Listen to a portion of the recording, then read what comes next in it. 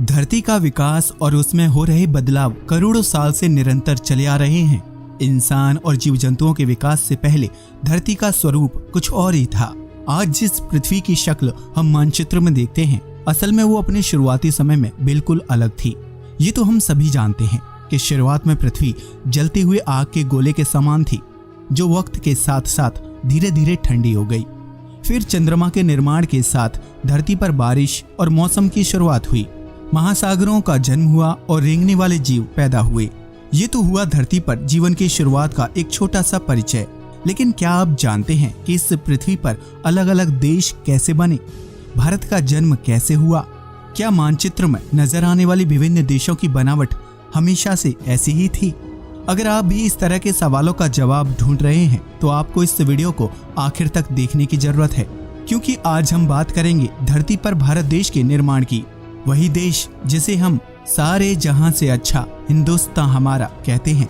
देशभक्ति से भरी भावना के साथ ये जानना भी बेहद जरूरी है कि हमारे भारत का निर्माण कैसे हुआ और इसकी बनावट के पीछे क्या वजह है। तो देर किस बात की, आइए शुरू करते हैं ये मजेदार वीडियो। जब कई हिस्सों में बंट गई धरती। आज हम मानचित्र या सैटेलाइट से जिस पृथ्वी को देखते हैं, असल में करोड़ों साल पहले इसका रूप रंग बिल्कुल अलग था। आज से 225 मिलियन साल पहले धरती पर मौजूद हर भाग आपस में जुड़ा हुआ था, यानी किसी देश की कोई सीमा या खंड नहीं था। सब कुछ भूमि का एक बड़ा हिस्सा था। धरती के इस विशाल महाखंड को पेंजिया नाम से जाना जाता था, जिससे टूटकर अलग हुए देश आज विभिन्न नामों से जाने जाते हैं। समुद्र के पानी में तैरते हुए जमीन के ये हिस्से एक जगह से दूसरी जगह जाने लगे और मीलों दूर जाकर रुक गए। धरती के इस महाखंड के टूटने की शुरुआत दक्षिणी गोलार्ध में मौजूद अंटार्कटिक सर्कल से हुई थी, जिसके बाद अंटार्कटिका, भारत, ऑस्ट्रेलिया, दक्षिण अमेरिका और अफ्रीका जैसे देशों के खंड टूटकर अलग होने लगे। पृथ्वी के गर्भ में प्लेट्स के खिसकने की प्रक्रिया लगातार चलती रहती है। यही कारण है कि जब महाखंड से टूटकर कई खंड बने तो वो धरती में बदलाव का कारण बने। करोड़ों साल पहले जब महाखंड टूटा तो उसके दो भाग हो गए, जिसके दक्षिणी हिस्से को गोंडवाना लैंड और उत्तरी हिस्से को लोरेसिया के नाम से जाना जाता था। धरती के इन दोनों हिस्सों के बीच समुद्र की जिस खाई का निर्माण हुआ उसे परमो ट्राइएसिक नाम दिया गया। ये प्रक्रिया अपने आप में इतनी अद्भुत थी कि इसे पूरा होने में करोड़ों साल का वक्त लग गया। बाद के सालों में लोरेसिया से अलग हुए भूमिखंडों से यूरोप, एशिया और नॉर्थ अमेरिका जैसे देशों का निर्माण हुआ, जबकि गोंडवाना लैंड से अलग हुए हिस्से अफ्रीका और ऑस्ट्रेलिया के नाम से जाने गए। इस तरह धरती का एक महाखंड टूटकर कई देशों के निर्माण की वजह बन गया। भारत का निर्माण। वर्तमान में भौगोलिक रूप से भारत एशिया का हिस्सा है, लेकिन करोड़ों साल पहले भारत का यह टुकड़ा गोंडवाना लैंड का हिस्सा था। जब भारत का भूमि टुकड़ा गोंडवाना लैंड से अलग हुआ तो अंदरूनी प्लेट्स की वजह से वो धीरे धीरे एशिया की तरफ बढ़ने लगा। कई सालों तक चले इस सफर के बाद आखिरकार भूमि का वो हिस्सा वर्तमान के लद्दाख से जा टकराया और उससे जुड़ गया। इस तरह गोंडवाना लैंड से अलग हुआ भूमि का एक हिस्सा एशिया का महत्वपूर्ण देश भारत बन गया।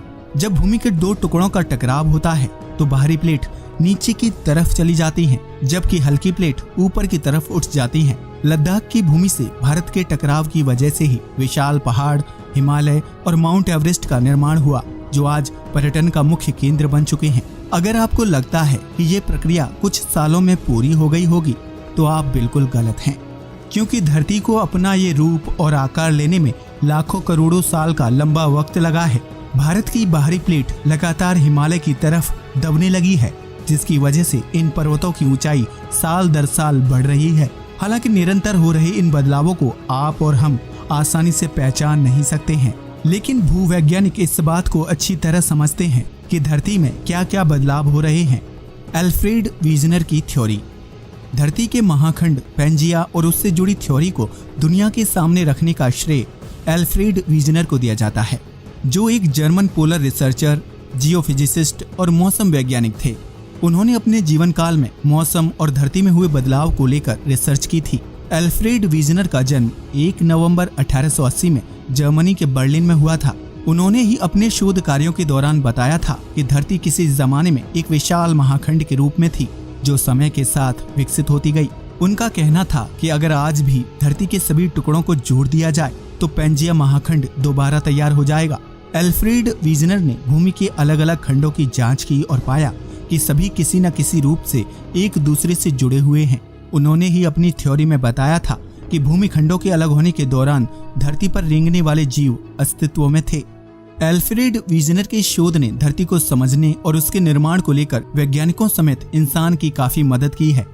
हालांकि जिस तरह बदलते वक्त के साथ धरती पर कई तरह के बदलाव आए हैं, उसी तरह विभिन्न देशों का भौगोलिक निर्माण हुआ। ये बात सुनने में विचित्र जरूर लगती है कि किसी समय में पूरी धरती में भूमि का सिर्फ एक हिस्सा था, लेकिन प्रकृति में हर चीज संभव है, फिर चाहे इंसान का जन्म हो या फिर भूमि के टुकड़ों का अलग होना। तो देखा आपने किस तरह धरती प्राचीन काल से ही अपनी धुरी पर बदलाव करती आई है और ये बदलाव अभी भी जारी है। आपको और हमें इस बात का पता भी नहीं चलेगा और धरती के भीतर बदलाव होते रहेंगे। हालांकि इन बदलावों को होने में करोड़ों साल का समय लगता है, लेकिन ये प्रक्रिया अपने आप में बेहद अद्भुत और विचित्र होती है। अगर आप आज से करोड़ों साल पहले धरती पर मौजूद होते तो भारत के हिस्से को किस देश के साथ जोड़ना पसंद करते? अपना जवाब कमेंट बॉक्स में जरूर शेयर करें। आज के लिए बस इतना ही। वीडियो अच्छा लगा हो तो प्लीज इसे लाइक और शेयर करें, साथ ही चैनल को भी सब्सक्राइब करें। जय हिंद दोस्तों।